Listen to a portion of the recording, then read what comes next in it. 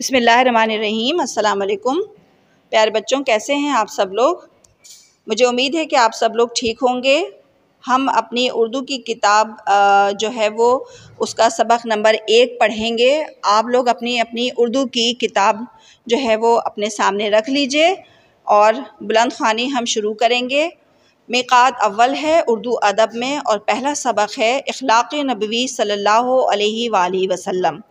इख़्लाक़ नबवी सल्लल्लाहु अलैहि वसल्लम शुरू करने से पहले मैं आपको एक दो हदीसों का हवाला देना चाहूँगी कि हदीस में हमारे प्यारे नबी सल्लल्लाहु अलैहि वसल्लम ने बेहतरीन इख़्लाक़ के बारे में क्या फ़रमाया है। ठीक है, तो सबसे पहले हदीस है, हदीस नबवी सल्लल्लाहु अलैहि वसल्लम है, हुस्न इख़्लाक़ गुनाहों को इस तरह पिघला देता है जिस तरह धूप बर्फ़ पिघला देती है। यानी कि हमारे इख़्लाक़ इतना बेहतरीन होना चाहिए कि वो हमारे गुनाहों को इस तरह से बिल्कुल ख़त्म कर दे कि जिस तरह से अगर हम बर्फ़ धूप में रखते हैं और वो पिघल जाती है, तो इस तरह से हमारे गुनाह जो हैं वो हमारे इख़्लाक़ की वजह से ख़त्म हो जाएं। ये प्यारे नबी सल्लल्लाहु अलैहि वसल्लम का फ़रमान है। तो इसी तरह से हम अपनी दूसरी हदीस जो है वो भी शुरू करेंगे कि एक और हदीस में रसूल सल्लल्लाहु अलैहि वसल्लम ने फ़रमाया, कामिल मोमिन वो है जो खुश इख़्लाक़ हो और घर वालों से नर्म सलूक करने वाला हो। यानी कि एक शख्स उस वक्त तक मुकम्मल मोमिन नहीं हो सकता जिसके इख़्लाक़ अच्छे नहीं हैं और जो कि अपने घर वालों से अच्छा सलूक नहीं करता। यानी कि वो सबके लिए तो अच्छा हो लेकिन अपने घर वालों के लिए बहुत सख्त गुस्से वाला हो, तो वो शख्स कभी भी मोमिन नहीं हो सकता। इसीलिए हमें चाहिए कि हम अपने प्यारे नबी की हदीस को सामने रखते हुए अपने अखलाक इतने बेहतरीन कर लें कि अपने घर वालों के साथ साथ दूसरों के लिए भी हमारे अखलाक बेहतरीन हों। तो ये सबक जो है वो हम इसी सिलसिले में पढ़ेंगे, उसकी बुलंद ख़्वानी करेंगे और इसको समझेंगे। और मुझे उम्मीद है कि आप भी इसको सबक को पढ़ के और समझेंगे कि हमारे प्यारे नबी सल्लल्लाहु अलैहि वसल्लम की जो इख़्लाक़ थे, जो वो पड़ोसियों के साथ और घर वालों के साथ या काफिरों के साथ भी किस तरह के थे और उन्हीं की वजह से, बेहतरीन इख़्लाक़ की वजह से दुनिया में इस्लाम फैला। तो ये सबक हम शुरू करने से पहले इसके मुसन्निफ़ के बारे में हम पढ़ेंगे, जो कि मौलाना शिबली नोमानी हैं। उनका नाम मोहम्मद शिबली था और शमसुल उलमा ख़िताब था। नोमानी इमाम आज़म अबू हनीफ़ा नोमान बिन साबित से अक़ीदत की वजह से ख़ुद इजाफ़ा किया। वालिद का नाम शेख हबीबुल्लाह था। आज़मगढ़ हिंदुस्तान में पैदा हुए। इब्तिदाई तालीम आज़मगढ़ के मदरसे से हासिल की। आपकी लियाक़त की वजह से सर सैयद ने अलीगढ़ कॉलेज में अरबी का उस्ताद मुक़र्रर किया और यहीं आपकी तसनीफ़ी ज़िंदगी का आगाज़ हुआ, लेकिन यानी कि लिखना लिखाना। आपने मिस्र, तुर्की, रोम और शाम के सफ़र किए और वहाँ के किताब खानों से मवाद हासिल किया। तुर्की के सुल्तान ने आपको तमग़ाए मजीदी अता किया। मौलाना शिबली शायर, अदीब, फ़लसफ़ी, क़ानूनदान, माहिर तालीम, आलिम दीन और मौर्रिख़ थे। मौर्रिख़ तारीख़ लिखने वाला। आपकी तसानीफ़ में अल-मामून, सीरतुन्नोमान, अल-फ़ारूक़, अल-ग़ज़ाली, सवाने मौलाना रूम, मक़ालात शिबली और सीरतुन्नबी सल्लल्लाहु अलैहि वसल्लम जैसी बुलंद पाया किताबें हैं। ये एक मुख़्तसर सा तारुफ़ था मौलाना शिबली नोमानी का, जिन्होंने ये सबक लिखा है। तो चलें अब हम अपने सबक की बुलंद ख़्वानी की तरफ चलते हैं। इख़्लाक़ नबवी सल्लल्लाहु अलैहि वसल्लम। हज़रत ख़दीजतुल कुबरा रज़ियल्लाहु अन्हा, जो नबुव्वत से पहले और नबुव्वत के बाद 25 बरस तक आप सल्लल्लाहु अलैहि वसल्लम की खिदमत ज़ौजियत में रही थीं, ज़माना आगाज़ वही में आप सल्लल्लाहु अलैहि वसल्लम को इन अल्फाज में तसल्ली देती थीं, खुदा की कसम, खुदा आपको कभी गमगीन ना करेगा। आप सल्लल्लाहु अलैहि वसल्लम सुलह रहमी करते हैं, मक़रूज़ों का बार उठाते हैं, गरीबों की इआनत करते हैं, मेहमानों की ज़ियाफ़त करते हैं, हक़ की हिमायत करते हैं, मुसीबतों में लोगों के काम आते हैं। यानी कि प्यारे नबी सल्लल्लाहु अलैहि वसल्लम के बारे में उनकी अपनी ज़ौजा जो थी वो उनको तसल्ली दे रही हैं और कह रही हैं कि अल्लाह ताला जो है वो आपको कभी भी गमज़दा नहीं कर सकता। क्यों? क्योंकि आप सुलह रहमी करते हैं, यानी कि हर एक के साथ आप रहम का मामला करते हैं, कर्ज़दार का कर्ज़ भी अदा करते हैं, गरीबों की मदद करते हैं, मेहमानों को खाना खिलाते हैं और हक़ बात की हिमायत करते हैं। उम्महातुल मोमिनीन हज़रत आयशा रज़ियल्लाहु अन्हा से बढ़कर किसी ने आप सल्लल्लाहु अलैहि वसल्लम के औसाफ तफसील से नहीं बयान किए। फरमाती हैं कि हज़रत सल्लल्लाहु अलैहि वसल्लम की आदत किसी को बुरा भला कहने की ना थी, बुराई के बदले बुराई नहीं करते थे बल्कि दरगुज़र करते थे और माफ़ फरमा देते थे। यानी कि हमारे नबी सल्लल्लाहु अलैहि वसल्लम जो थे वो किसी को भी बुरा भला नहीं कहते थे और उनकी आदत भी नहीं थी, बल्कि वो दरगुज़र से काम लेते थे और ज़्यादातर तो वो माफ़ कर दिया करते थे। आप सल्लल्लाहु अलैहि वसल्लम ने कभी किसी से अपने ज़ाती मामले में इंतकाम नहीं लिया, यानी कि अपनी ज़ात का अगर उनको किसी ने नुकसान पहुँचाया, तकलीफ़ पहुँचाई तो उस पे भी उन्होंने अपने ज़ाती मामले में भी किसी से इंतकाम नहीं लिया। आप सल्लल्लाहु अलैहि वसल्लम ने कभी किसी ग़ुलाम, लौंडी, औरत, जानवर को अपने हाथ से नहीं मारा। आप सल्लल्लाहु अलैहि वसल्लम ने किसी की दरख्वास्त रद्द नहीं फरमाई। आप सल्लल्लाहु अलैहि वसल्लम जब घर के अंदर तशरीफ़ लाते तो नहायत खंदा, हंसते और मुस्कुराते हुए, यानी कि आप ऐसा नहीं था कि वो घर में दाखिल हों तो खूब गुस्सा करें और अपना बल उनके माथे पे हों और हर एक को डांटें, सब कुछ करें, ऐसा कुछ नहीं था।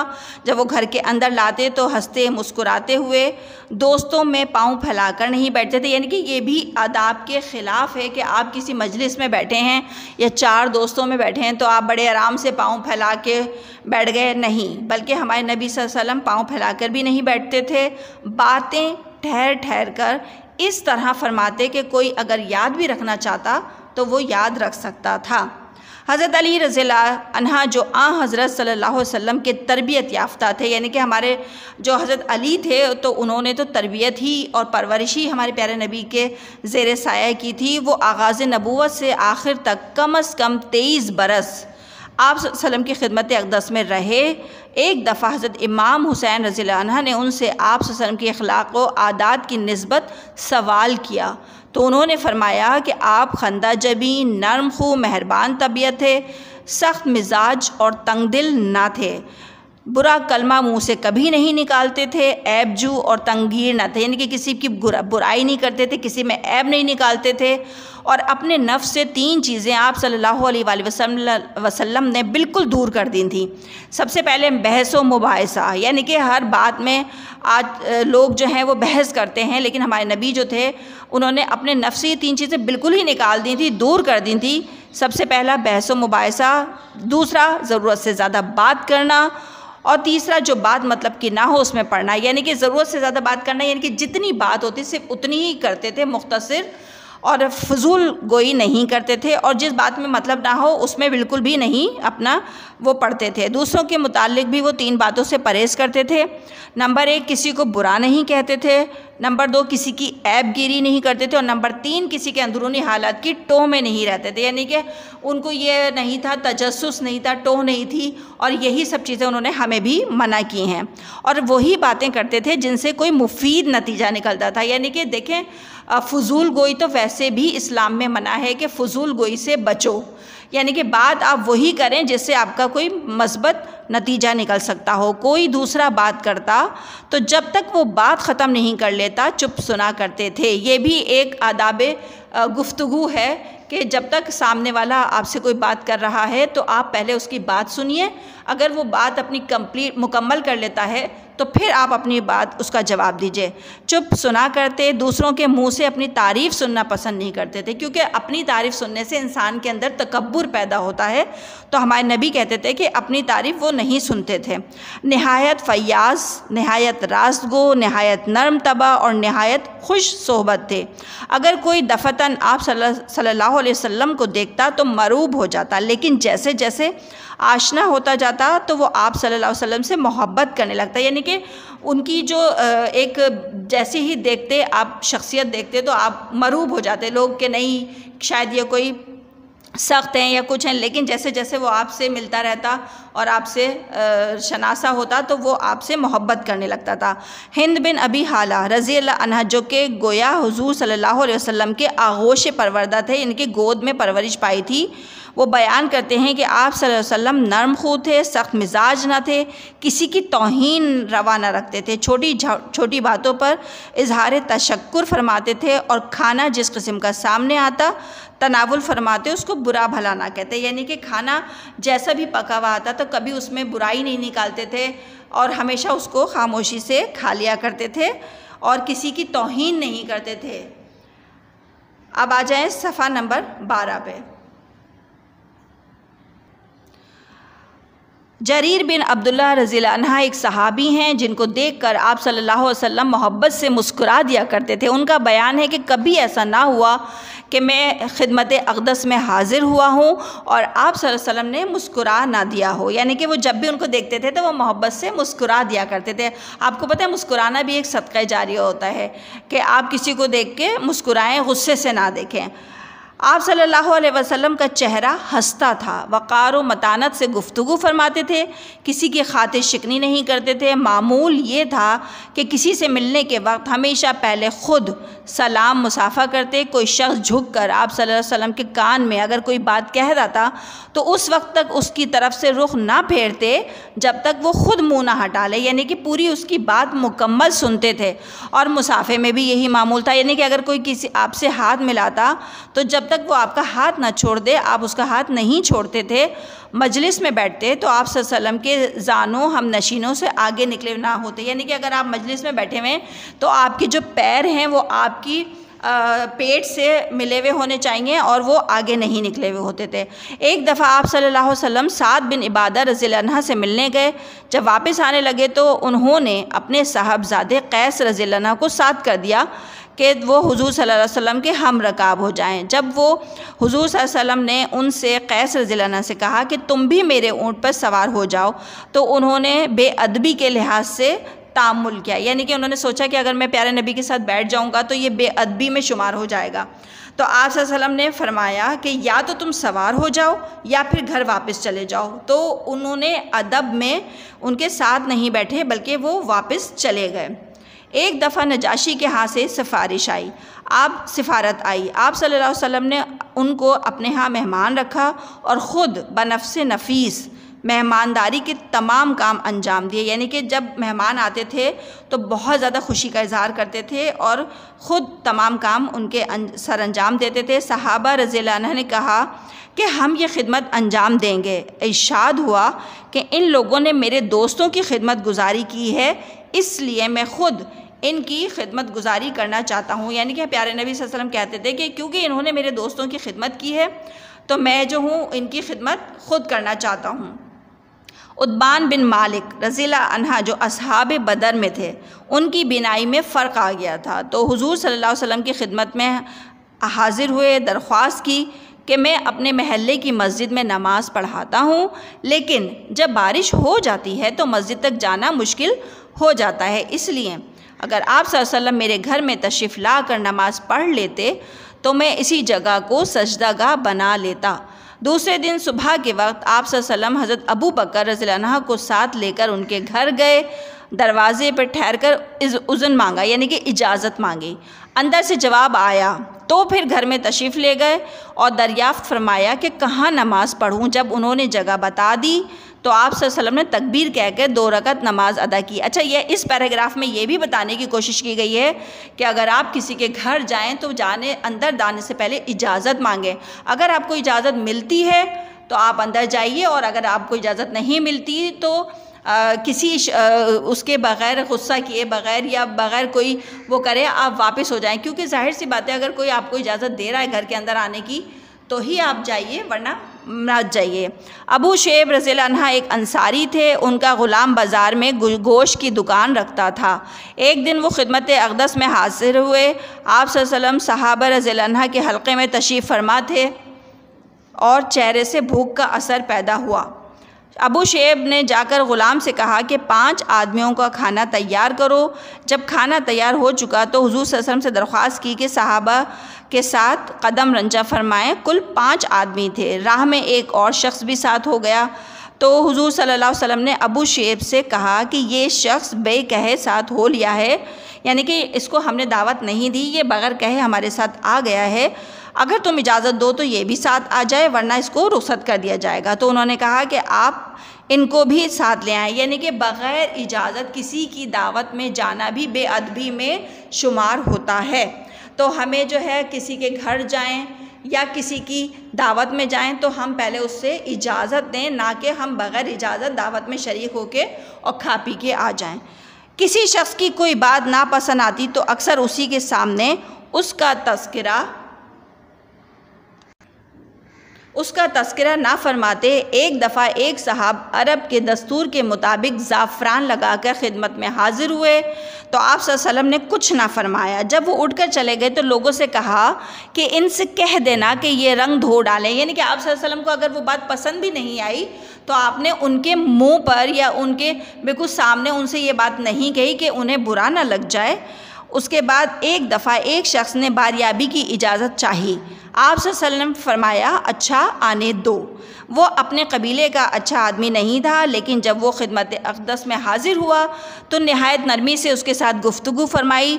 हज़रत आयशा को बड़ा ताज्जुब हुआ और आप सल्लल्लाहु अलैहि वसल्लम से दरियाफ़त फरमाया कि आप सल्लल्लाहु अलैहि वसल्लम तो इसको अच्छा नहीं समझते थे। तो आप सल्लल्लाहु अलैहि वसल्लम ने फरमाया, खुदा के नज़दीक सबसे बुरा वो शख्स है जिसकी इस बद ज़बानी की वजह से लोग इससे मिलना जुलना छोड़ दें। अब आप सोचें कि जब हमारे नबी ने इतनी बड़ी बात कह दी कि अल्लाह ताला के नज़दीक सबसे ज़्यादा बुरा शख्स कौन है, जिसकी बद ज़बानी, यानी कि उसके अखलाक इतने बुरे हों, उसकी ज़बान से ऐसे अल्फाज अदा होते हों कि लोग उससे मिलना जुलना छोड़ दें, ये सोच के कि ये इतना इसकी गुफ्तगू अच्छी नहीं होती, ये तंज़ करता है या ये अल्फाज इस्तेमाल अच्छे नहीं करता, तो अल्लाह ताला के नज़दीक वो सबसे नापसंदीदा शख्स है। सलाम में पेशदस्ती फरमाते, जब चलते तो मर्द औरतें बच्चे जो सामने आते उनको सलाम करते। एक दफ़ा आप सल्लल्लाहु अलैहि वसल्लम रास्ते से गुज़र रहे थे तो एक मुकाम पर मुसलमान और मुनाफिक और काफिर यकजा बैठे मिले। आप सल्लल्लाहु अलैहि वसल्लम ने सबको सलाम किया, यानी कि हमारे नबी जो थे वो छोटे बड़े और मुसलमान और जो काफिर होते थे सबके साथ एक सा रवैया रखते थे। देखें, अगर प्यारे इस सबक को पढ़ के अगर आपने बहुत अच्छे तरीके से इसको सुना हो, इसको समझा हो, तो इस सबक को पढ़ के हमें यही लगेगा कि अगर हमारे प्यारे नबी का इखलाक इतना बेहतरीन ना होता तो शायद आज दुनिया में इस्लाम भी ना फैलता, क्योंकि उनके इखलाक की वजह से ही काफिरों ने इस्लाम कबूल किया। क्योंकि जब उन्होंने उनको ताइफ के सफ़र में तकलीफ़ें दी, उनको लहू लहान कर दिया, तो उन्होंने बद्दुआ नहीं दी बल्कि उनके हक़ में दुआ की। तो इसी वजह से वो उनसे मुतासिर हुए और उन्होंने इस्लाम कबूल करना शुरू किया। तो आज दुनिया में अल्हम्दुलिल्लाह मुसलमान मौजूद हैं, इस्लाम मौजूद है, तो वो सिर्फ़ किस वजह से, प्यारे नबी सल्लल्लाहु अलैहि वसल्लम की इखलाक की वजह से। मुझे उम्मीद है कि आपको इस सबक जो है बहुत अच्छे तरीके से समझ में आ गया होगा और अब हम भी कोशिश करेंगे कि हम अपने इखलाक को बेहतरीन करने की कोशिश करें। अब चलते हैं हम अपने सवाल जवाब की तरफ। बिस्मिल्लाहिर्रहमानिर्रहीम। अब हम अपने सबक के सवाल जवाब और दीगर कामों की तरफ चलते हैं। तो सबसे पहले आप अपनी उर्दू अदब की कॉपी में इखलाक़ नबवी सल्लल्लाहु अलैहि वसल्लम का जो है वो टाइटल पेज बनाएंगे। उसके बाद आप अल्फाज मायने लिखेंगे। अच्छा, अल्फाज मायने जो हैं वो आपकी उर्दू की किताब में सबसे पीछे लिखे हुए हैं, तो आप जो है अल्फाज मायने अपनी उर्दू की किताब में से देख के लिख सकते हैं। ठीक है, तो जितने भी अल्फाज मायने आपके लिखे हुए हैं आप वो लिखेंगे। उसके बाद अगले सफ़े पे आप तारुफ़ मुसन्निफ़ उसकी हेडिंग डालिएगा और फिर उसके बारे में हम पूरा लिखेंगे ये कि मौलाना शिबली नौमानी अदबी दुनिया में ख़ास आला मुकाम रखते हैं। आपका नाम मोहम्मद शिबली और शमसुल उलमा आपका ख़िताब था। आपने इब्तिदाई तालीम अलीगढ़ के मदरसे में हासिल की। आपकी लियाकत की वजह से सर सैयद अहमद ख़ान ने अलीगढ़ कॉलेज में अरबी का उस्ताद मुकर्रर किया और यहीं से आपकी तसनीफ़ी ज़िंदगी का आगाज़ हुआ। आपने मिस्र, तुर्की, रोम, शाम के सफ़र किए, वहाँ के किताब खानों से मवाद हासिल किया और सेहत ज़ुबान, सलासत बयान और मतानत आपके उसलूब की नुमायाँ खूबियाँ हैं। आपकी चंद बहुत मशहूर तसानीफ़ दर्ज झैल हैं, जिसमें अल-मामून, सीरतुन्नुमान, अल-फ़ारूक़, ग़ज़ाली, सवाने मौलाना रूम, मक़ामात शिबली और सीरतुन्नबी सल्लल्लाहु अलैहि वसल्लम। तो जब आप इनकी तसानीफ़ लिखेंगे तो पहले तो आप तारुफ़ लिखिएगा, तारुफ़ मुसन्निफ़, फिर आप नीचे हेडिंग डालिएगा तसानीफ़। उसके बाद आप उनकी तसानीफ़ लिख लीजिएगा। फिर अगले सफ़े पे मरकज़ी ख़याल की हेडिंग डालेंगे आप। उसके बाद लिखेंगे इस सबक में मौलाना शिबली नोमानी ने अखलाक नबी सल्लल्लाहु अलैहि वसल्लम के औसाफ बयान किए हैं। हमारे नबी सल्लल्लाहु अलैहि वसल्लम रहमतुल लिल आलमीन और खल्क़ अज़ीम का बेमिसाल नमूना है। आप सल्लल्लाहु अलैहि वसल्लम मोहसिन इंसानियत और हादी आलम हैं। आप सल्लल्लाहु अलैहि वसल्लम सबके साथ मसावात रवादारी का सलूक करते थे। लोगों के हमदर्द, यतीमों मिस्किनों के गमसार, बेकसों का सहारा हैं। कभी भी दूसरों को अपने से कमतर ना समझते। अफ़ू दरगुज़र का कामिल नमूना है। आप अपने साथी और दीनी दुश्मनों को भी माफ़ फरमा देते थे, बल्कि इन्हें मोहब्बत एहतराम से नवाजते। आप सल्लल्लाहु अलैहि वसल्लम मक़रूज़ों का कर्ज़ अदा करते, बीमारों की इयादत फरमाते, बेहद मेहमान नवाज, पड़ोसियों का एहतराम करने वाले थे। उसके बाद लिखेंगे सारी ज़िंदगी सादगी में बसर की, गोया आप सल्लल्लाहु अलैहि वसल्लम अफ़ू दरगुज़र, फ़याज़ी, सक़ाफ़त, उल्फ़ मोहब्बत, मेहनत व मिलनसारी और रहमदिली का पैकर हैं। अगर मुसलमान सच्चे दिल से आप सल्लल्लाहु अलैहि वसल्लम के अखलाक पर अमल पैरा हों तो वो ना सिर्फ दुनिया में तरक्की अज़मत हासिल कर सकते हैं, बल्कि रूहानी अज़मतों को भी हासिल करके अपनी आखिरत का सामान तैयार कर सकते हैं। कुरान पाक रसूल करीम सल्लल्लाहु अलैहि वसल्लम के बारे में शहादत देता है कि तर्जुमा, बेशक ए मोहम्मद सल्लल्लाहु अलैहि वसल्लम आप हुस्न अखलाक के बहुत बड़े मर्तबे पर फाइज़ हैं। ये आपका मरकज़ी ख़याल था। अब आप आ जाइए सवाल जवाब की तरफ। तो आप पहला सवाल अपनी किताब में से देख के भी लिख सकते हैं कि हज़रत खदीजा रज़ियल्लाहु अन्हा ज़माना आगाज़ वही में आप सल्लल्लाहु अलैहि वसल्लम को किन अल्फाज में तसल्ली देती थी। इसका जवाब आपकी किताब में भी है कि ज़माना आगाज़ वही में हज़रत खदीजा हज़रत मोहम्मद सल्लल्लाहु अलैहि वसल्लम को इन अल्फाज में तसल्ली देती थी कि अल्लाह ताला की कसम, अल्लाह ताला आपको कभी गमगीन ना करेगा। आप सल्लल्लाहु अलैहि वसल्लम सुलह रहमी करते हैं, मक़रूज़ों का बार उठाते हैं, गरीबों की आनत करते हैं, मेहमानों की ज़ियाफ़त करते हैं, हक़ की हिमायत और मुसीबतों में लोगों के काम आते हैं। ये सवाल नंबर 1 था। उसके बाद बे पे आइए, हज़रत अली रज़ियल्लाहु अन्हु ने हुज़ूर सल्लल्लाहु अलैहि वसल्लम के क्या अखलाक बयान फरमाए।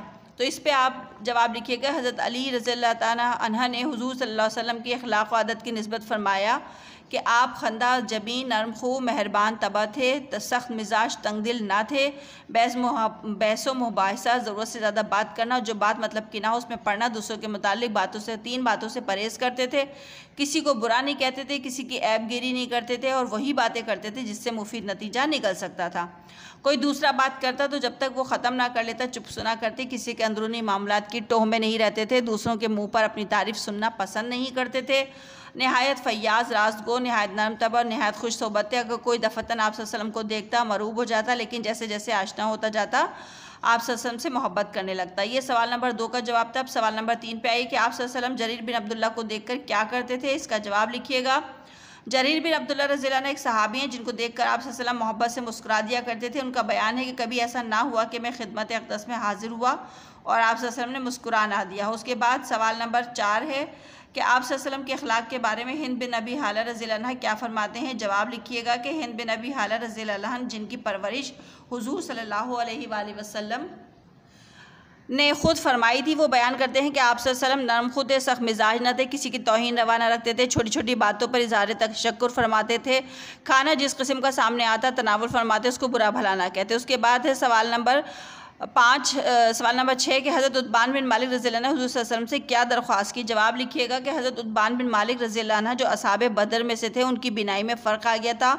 हुज़ूर सल्लल्लाहु अलैहि वसल्लम की खिदमत में हाजिर होकर दरख्वास्त की कि मैं अपने महल्ले की मस्जिद में नमाज़ पढ़ाता हूँ, लेकिन जब बारिश होती है तो मस्जिद तक जाना मुश्किल हो जाता है, इसलिए अगर आप सल्लल्लाहु अलैहि वसल्लम मेरे घर तशरीफ़ लाकर नमाज़ पढ़ लेते तो मैं इसी जगह को सजदागाह बना लेता। ये सारे सवाल जवाब आपके मुकम्मल हो गए।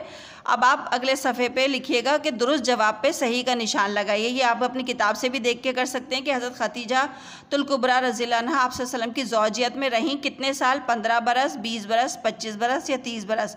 25 बरस इसका सही जवाब है। दूसरा है सबक अखलाक नबवी सल्लल्लाहु अलैहि वसल्लम पढ़कर मजमूई तौर पर जज्बा पैदा होता है किस चीज़ का। पहले ख़ुद सलाम करने का, आला अखलाक पैदा करने का, भूखों को खाना खिलाने का, नरम लहजे में बात करने का। तो आला अखलाक पैदा करने का जज्बा पैदा होता है। उसके बाद नंबर 3 पे आइए। जरीर बिन अब्दुल्ला रज़ियल्लाहु अन्हा को देखकर आप सल्लल्लाहु अलैहि वसल्लम मुस्कुरा दिया करते थे, मोहब्बत से, रिश्तेदारी से, दोस्ती से, मुरव्वत से। तो मोहब्बत से। साद बिन इबादत रज़ियल्लाहु अन्हा के साहबजादे का नाम क्या था। कैस, खालिद, उमर, अबू क़ता। तो आप कैस पे निशान लगाएंगे। मुसाफा करने का मतलब है सलाम करना, गले मिलना, मुस्कुरा के मिलना, हाथ मिलाना, तो हाथ मिलाना। अबू शैब रज़ियल्लाहु अन्हु के ग़ुलाम के बाज़ार में दुकान थी, किस चीज़ की? गोश्त की, सब्ज़ी की, फलों की, कपड़े की, तो गोश्त की दुकान थी। उसके बाद आइए सवाल नंबर 3 के दर्ज खाली जगह दुरुस्त अल्फाज से पुर करनी है। नंबर पहली है आप सल्लल्लाहु अलैहि वसल्लम के अखलाक डैश से बढ़कर किसी ने तफसील से बयान नहीं किए, इसमें आएगा हज़रत आयशा सिद्दीक़ा रज़ियल्लाहु अन्हा। दूसरा है कि आप सल्लल्लाहु अलैहि वसल्लम ने कभी किसी से अपने ज़ाती मामले में डैश से काम नहीं लिया, तो आपने कभी भी किसी से अपने ज़ाती मामले में अच्छा, दूसरी खाली जगह में आप लिखेंगे कि नबी सल्लल्लाहु अलैहि वसल्लम ने कभी किसी से अपने ज़ाती मामले में इंतकाम से काम नहीं लिया। अपने नफ्स से डैश चीज़ें आप सल्लल्लाहु अलैहि वसल्लम ने दूर कर दी थी, 3 चीज़ें दूर कर दी थी। आप सल्लल्लाहु अलैहि वसल्लम डैश में पेश दस्ती फरमाते सलाम में। एक दफ़ा डैश के यहाँ से सिफारत आई, कहाँ से? नजाशी के यहाँ से। उसके बाद इसका आप अगले सफ़े पे खुलासे की हेडिंग डाल के खुलासा लिखेंगे।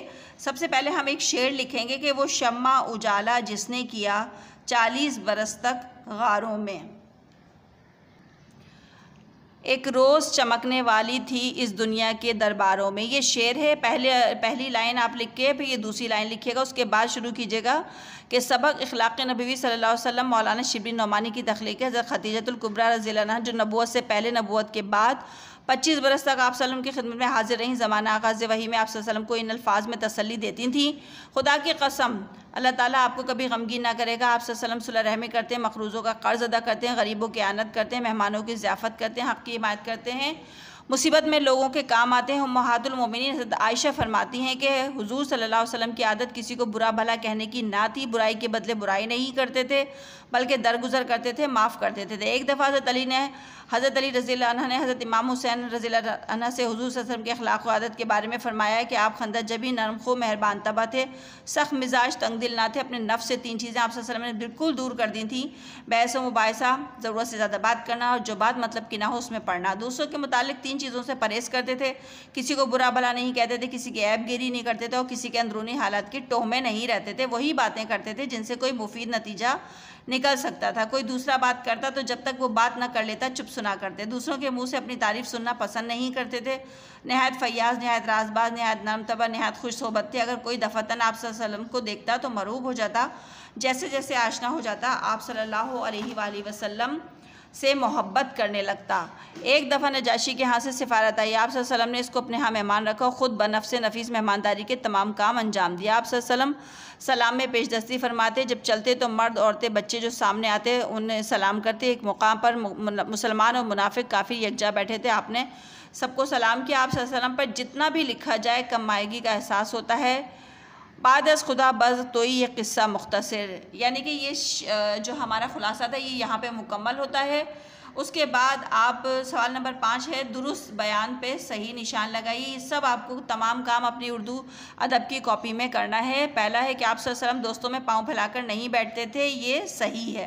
आप सल्लम दोस्तों के मुंह से अपनी तारीफ़ सुनना पसंद नहीं करते थे, ये भी सही है। तीसरा, हज़रत इमाम हुसैन रज़ियल्लाहु अन्हु हज़रत अली रज़ियल्लाहु अन्हु से अखलाक के बारे में पूछा, ये भी दुरुस्त है। आप सल्लल्लाहु अलैहि वसल्लम का मामूल था तो किसी से मिलने के वक्त हमेशा पहले ख़ुद सलाम करते, ये भी दुरुस्त है।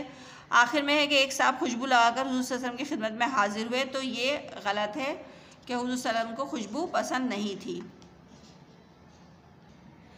अच्छा, ये तमाम आप जो आपने जितना भी सवाल जवाब थे, सही गलत थे, खुलासा, मरकज़ी ख़याल, ये सब करने के बाद आखिर में आपको अपने इसी सबक का जो है जुमलों की तशरीह, इक़्तिबासात की तशरीह, यानी कि आपको एक जुमला दिया जाएगा कि अगर कोई मिसाल इसकी है कि जैसे अगर कोई दफ़तन आप सल्लल्लाहु अलैहि वसल्लम को देखता मरूब हो जाता, लेकिन जैसे जैसे आशना होता जाता आप सल्लल्लाहु अलैहि वसल्लम से मोहब्बत करने लगता।